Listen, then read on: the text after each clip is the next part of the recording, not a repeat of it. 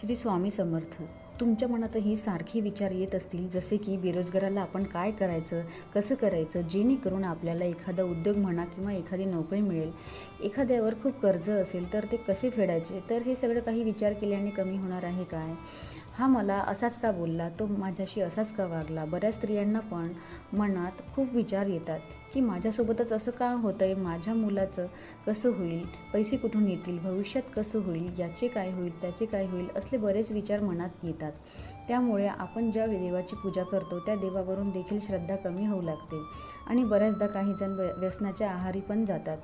माझ्याच नशिबात हे सगळं होत आहे, मीच अशी किंवा असा असणार असं आपल्याला वाटतं. अशा वाईट विचारांमुळे आपण काहीतरी चुकीचं करायचा प्रयत्न करतो. म्हणून असे चुकीचे विचार तुमच्या मनात येत असतील आणि यापासून तुम्हाला दूर व्हायचे असेल तर अगदी मनाला शांत करून एकांतामध्ये आपल्या देवघरासमोर बसून एक मोमबत्ती लावायची. आपण ज्या देवाची पूजा करतो, जसं की श्री स्वामी समर्थ यांच्या प्रतिमेकडे बघायचं आणि डोळे मिटून त्यांचा चेहरा लक्षात ठेवून आपल्या श्वासाकडे लक्ष केंद्रित करून ध्यान करायचं.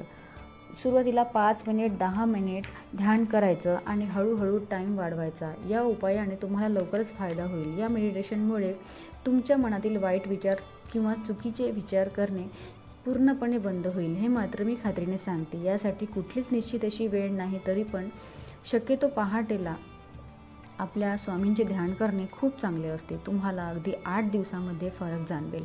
परंतु मध्ये खंड पडू देऊ नका. कुठलीही सवय व्हायला 21 दिवस लागतात. त्यामुळे दररोज ध्यान करणे सुरू करा. श्री स्वामी समर्थ.